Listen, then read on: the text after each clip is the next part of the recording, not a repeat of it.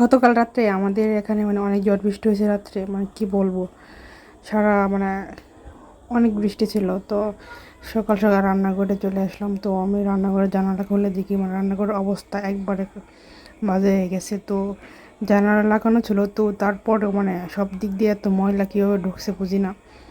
আর সারা ঘর জানি কেমন জানি হয়ে গেছিলো। তো সকাল সকাল উঠে মানে এগুলো পরিষ্কার দেখে আমার মাথা নষ্ট। তো আবার বেসিনে অনেক থালা বাসন ছিল, তো রাত্রে আবার এগুলো ধোয়া হয়নি, এবারে রেখে দিয়েছিলাম।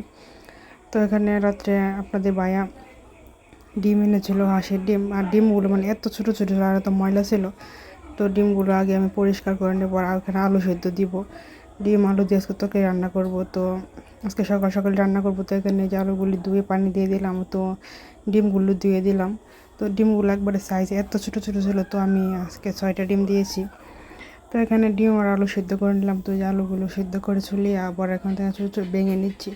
তো আলু দিয়ে ডিমের এই ঝোল রান্না করতে আমার মানে অনেক ভালো লাগে। তো আমি যে কোনো তরকারিতে আলু খেতে বিরাট পছন্দ করি। তো এইভাবে আলু সেদ্ধ করে বড় মাছ দিয়েও তরকারি রান্না আমার কাছে ভালো লাগে। তো যে দেখেন ডিমগুলো ভেজে নিব। তো আমি আগে তেলের মধ্যে তেলটা গরম করে একটু হলুদ দিয়ে দিয়েছিলাম। তো এইভাবে দিলে আর কি ডিমটা সুন্দরভাবে হয়। তো সব ডিমের মধ্যে হলুদ লাগে, অনেকেই হলুদ আগে ডিমের মধ্যে মাখিয়ে এনে, তো আমি এভাবে দিই না। তো আমি তেলের মধ্যে একটু হলুদ ছেড়ে দিই, তো সুন্দর হয় আর কি। তো যে দেখেন ডিমগুলো ভাজা শেষ। তো ডিমগুলো ভেজে আমি এখন তুলে নিচ্ছি। তুলে নেওয়ার পর এখানে মশলা দিয়ে দিয়েছি। তো এখানে আমি আজকে মাংসের যত মশলা ছিল সব কিছু দিয়েছি, আদা রসুন পেঁয়াজ সবগুলো বেটে দিয়েছি। তো আমি একটু দারচিনি একটু এলাচ সব কিছু দিয়ে দিয়েছি। তো এভাবে আলু দিয়ে ডিমটা রান্না করলে তো মাংসের একটা ফ্লেভার আসে, খেতে কিন্তু অনেক ভালো লাগে।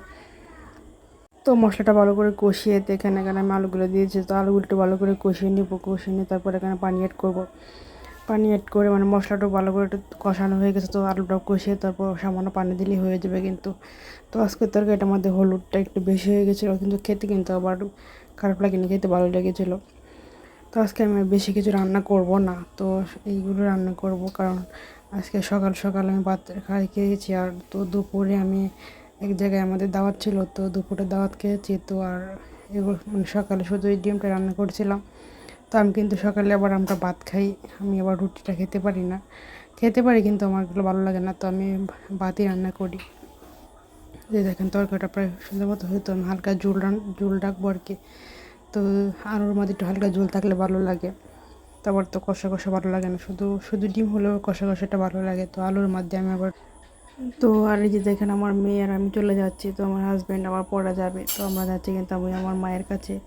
তো আমার মা আবার দুপুরে রান্না করেছিল, তো ফোন দিয়ে বলতেছে যে সকাল সকালে ফোন দিয়ে বলছে যে আজকে দুপুরে যেন তার মায়ের সাথে খাই। তো আবার চলে যাচ্ছিলাম।